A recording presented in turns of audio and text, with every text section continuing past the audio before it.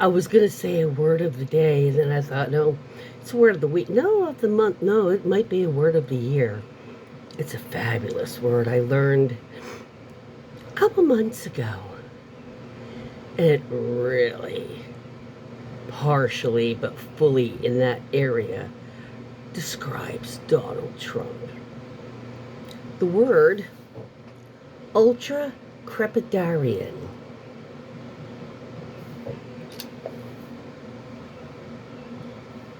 Expressing opinions on matters out of your knowledge or expertise. In other words, spouting shit and facts as if you know what you're talking about and you don't. We might call that bullshitting or lying. He's a liar. He's just a bullshitter. He's such an ultracrepidarian. Ouch.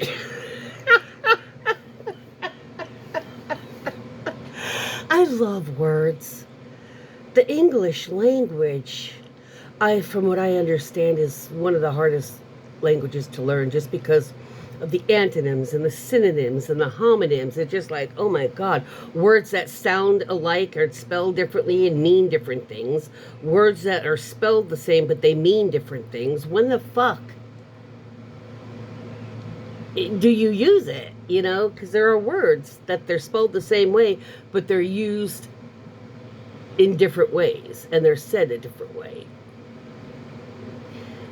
Like the word, I'm just taking an example, like the word shared. Some people say shared. Some people might say shared. You see what I'm saying? That word, that's not true about that particular word. It was just an example. Yeah, my hair's acting all weird because it's not all fuzzed up again like it does with the humidity. But anyway, yeah. So, ultracrepidarian. Ultracrepidarian. Ultracrepidarian. I had to find out how to pronounce it because I thought I was pronouncing it right, but there was one section I wasn't. But if you ever need to know how to pronounce anything, just just type in how to pronounce whatever word it is, and it'll pop up either with a video, or it'll be sometimes just a thing where you press a button and it shows like lips and the word, you know, and then it'll tell you the word. It'll say it out. Ultracrepidarian, you know, that type of thing. It took a few times to get so it just kind of rolls off your tongue. It's a big word. It's yeah, ultracrepidarian. Yeah. But oh girl. For real. It's like there you go. I spelled it for you. I love the word. Love the word. I'm going to have to put it on a graphic. See, the problem with that, though, is for most graphics, for it to hit, how can I say this nicely? For it to hit the target audience, sometimes it has to be very simple and straight to the point. You know, you can't, sometimes when I do the graphics that are snarky or sarcastic, or it's got a little double entendre or a little pun or something like that, some groups of people, some parties don't really grasp that. Like, they're not grasping what Newsom is doing. They think they just think he's copying Trump, but that's it. So he could be popular. They don't get the rest of it, that it's like insulting, mocking him. It's not copying him out of the biggest form of flattery. You're copying him, mocking him. You're doing just as absurd things as he does, but he does it for real. He means it, and it's the same kind of an idea.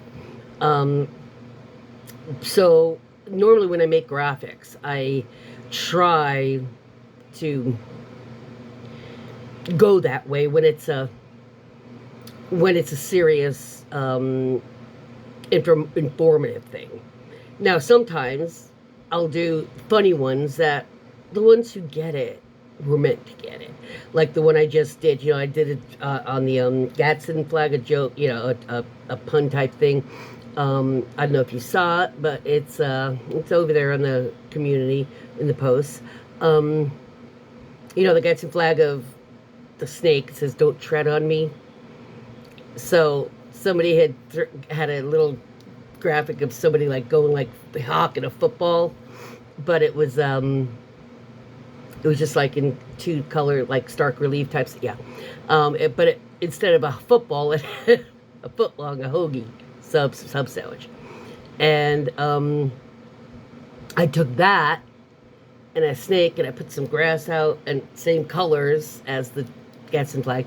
And I just wrote "Don't bread on me" as a joke again, with the guy that threw the sub sandwich at the ICE officer and ran like hell. And like half a dozen of them tackled him for that. Oh, by the way, if you hadn't heard, you know how Janine Pirro was all like, "We are going to press charges on him. You cannot do that. That is assault." Yeah, a grand jury said no. Throwing some food, a food fight, is not. It's a misdemeanor, if anything. It's not assault. It's just food fight. I mean, unless you're like chucking apples and, things with forks in it. It's food, okay? It's food, people. Unless you're throwing, frozen turkeys. Or frozen pound chuds of, hamburger or something. It's a food fight, people. It might, might leave a little bruise, but it's not. Let's put it this way. If they were pissed enough to chuck food, you're lucky that's all they chucked. Yeah, so I will have to use that Ultracrepidarian for those of us who either know the word or for those of us who are curious enough, like, what does that mean? And look up what the word means, and then you'll get the graphic. You'll be like, I like that. Yeah. I mean, for them to even, you do that right in front of their face, they wouldn't, you're such an Ultracrepidarian. And what are they going to do? They'd have to go look it up before they even charged you with something. You Nazi crepidarian, you Nazi Ultracrepidarian. They're like, "Oh, you're under arrest. I don't know why, but you called me something." Yeah, I called you adult. DOLT, look that up too. That's something I get around the in YouTube here. When I just have to respond to somebody saying something shitty, either to me or in general. And I'll have to be like, and I'll say something like, "But of course, the dolt that you are," instead of you can't say idiot or moron because that's their guidelines, you can't insult people. You can oppress and repress and suppress people if you're a certain party, but you can't, you can't insult anybody. But I use the word dolt because it means stupid, idiot, dumb person, fool, that type of a thing. But that's how trained they are, whatever tech they use at YouTube. They don't even know English words because that is an English word, D-O-L-T, dolt.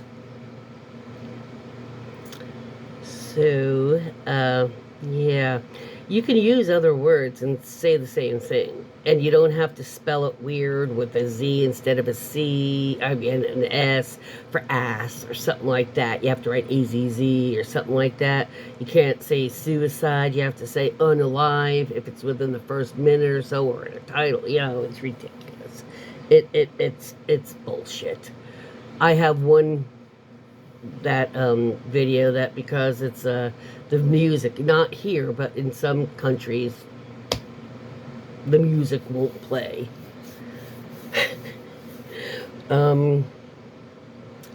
Stupid. But I got around that. So, by using words. Because guess what? YouTube, who's ever running that area, they obviously don't know anything but the base kind of words. A few, thousand words, several thousand words that somebody's basic vocabulary, the typical person's basic vocabulary is. Like Donald, they always, everything's big, beautiful, because you can't think of anything else that sounds good, like big, beautiful, big, beautiful. There's a lot of phrases you could use, but he has to keep going to the same ones. Part of that's the dementia. But yes, he is an absolute ultracrepidarian, expressing opinions on matters out of your knowledge or expertise, and making it seem like you know what you're talking about. Good way of saying liar. Ooh, you're using ultracrepidarian methods, I see. I am. Words matter. Words can seriously matter, because the specificity, it's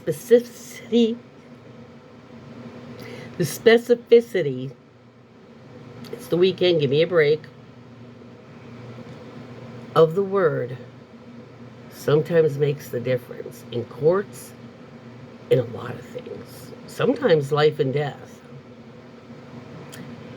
And the words could mean kind of the same thing, it just one means something a little different than the other.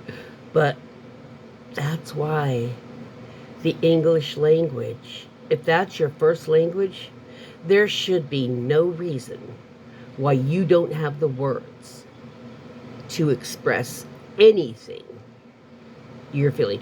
We have one of the most diverse amounts of words for one thing than any other language. And there are so many Americans whose that English is their first language, and you just use the word dolt and they're flummoxed. They're like totally flabbergasted, just flustered, just deer in the headlight type thing. And it's like, sometimes I get the feeling it's like they're thinking, I should know this word. Why should I know this word? What is this word? Words make a big difference, people. And that's something the Republicans, they know where to put the words, but they really don't know the words that would be the best. If they did, they would be even more dangerous. But the fact that they can't keep it together is because you might think, oh, well, yeah, but it does. Because what's learning words and learning correctly spelling, learning the correct written form of your mother language is a way more important than they've been selling to you the last, at least, definitely the last decade. They're dumbing us down more and more, and that's because they're too fucking lazy to learn and keep learning throughout their life. And not just one thing, about all different topics. That's the way a healthy human mind should be working. Accumulating, constantly learning, reshaping. But when you get stuck in your religious and stuck in what you believe, and science changes because things are learned. Time shows different changes. What was evident not evident after 10 years, suddenly evident maybe 20 years later. The kind of people that want to dumb down education are the kind of people that are just too, well, we're going to say it's straight, too fucking lazy to learn themselves and embolden their own knowledge. And so they don't feel inferior. They want to make everybody else as dumb as they are. Everybody else that's coming up. So eventually, the younger people and everything that'll be having the voice, you'll understand because they're stupid and they're not using those intelligent words that the human language, the English language was given. Hello. There are so many words. There are a plethora of words for big. He knows. He used it for massive dumps. Huge. Humongous. There's just, there. Go look it up. Everybody should have a thesaurus too. But that's why they want to dumb us down. Because when you stop,